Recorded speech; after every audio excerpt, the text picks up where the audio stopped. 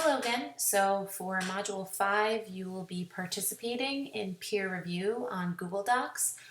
You should have received emails that 2 of your group members have shared their papers with you on Google Docs.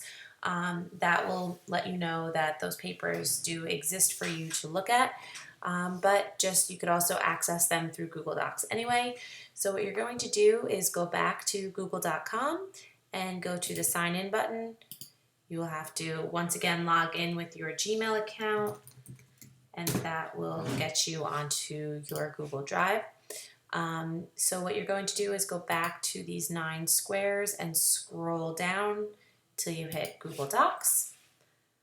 And I am actually in grid view, so you should see papers that have been shared with you. You should be able to get anything. You would have draft group member 1, draft group member 2. It would tell you who owns the paper on the side. So this was the one that I shared with my group from Module 4. So I would click on that. This would be my first group member's paper that I wanted to take a look at. And the first thing that you should do is go over to this pen here where it is the mode. And what I would like you to do is to click on that pen. And I think it's important that we do the peer review in the suggesting mode. When you edit directly on someone's paper, it will change it. It is automatically saved on Google Drive, so if the original writer does not like the suggestion that you made or it is not appropriate, it would be changed if you were in the editing mode. So we're going to do the entire peer review in the suggesting mode, and I will show you what that means in terms of your revising and editing your paper.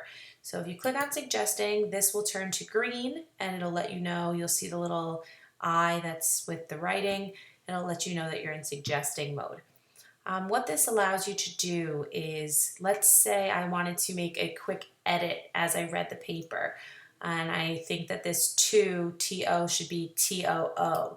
So what I could do is I could just add the O. I would actually write on my screen, but what it would do is create a suggestion in the corner that would say add O, so that when Catherine goes back to her paper, or when I went back to my paper, I would see that suggestion made. It would tell me who made it, when it was made, and I would have the option to say, yes, I think that's correct, or no, you know what, the original 2 was right, so I could click it off. But that would be when I was writing. That works. So the direct writing works if I wanted to change this or I added a sentence.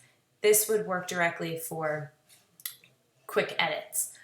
If you thought something was unclear or you wanted to make a revision or you thought something needed to be moved, one of the better options is to click comments on the top, and you could go to add a comment. Where it says comment, you would click on that, and this way you can write whatever comment you want after you clicked on the particular spot on the paper. So let's say I wanted the comment to go down here. Let's say I wanted this paragraph to be moved up to the top.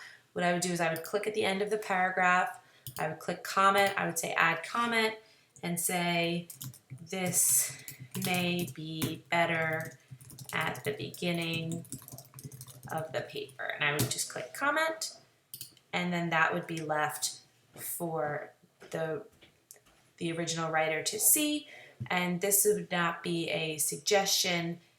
This would actually be something that they would have to resolve. What you could do is you could click here, you could make this maybe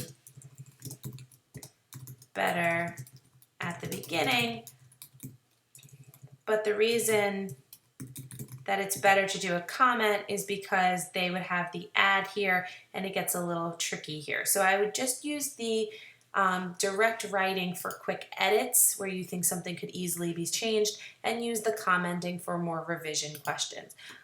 This will allow the original writer to see what you thought of their paper, and they will have the opportunity to go back and see your comments. Also, when you review the second paper, You may also see other comments that are left by your third group member.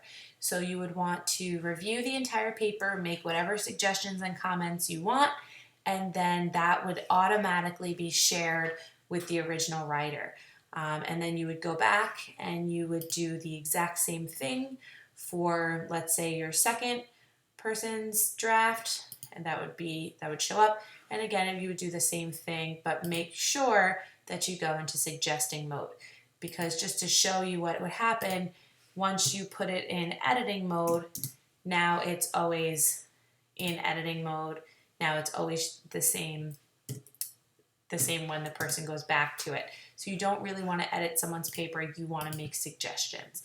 So if you have any questions on that, please let me know. And you can also email the writer directly once you have their email address, and make sure that everything is understood. But please, please, please make sure that you're in suggesting mode when you are providing your comments. You will have an opportunity to further elaborate on your comments in the second week of this module. You need to complete your written comments in the first week of the 2-week module so that you can have time for elaboration in the second week. So please do so, and good luck.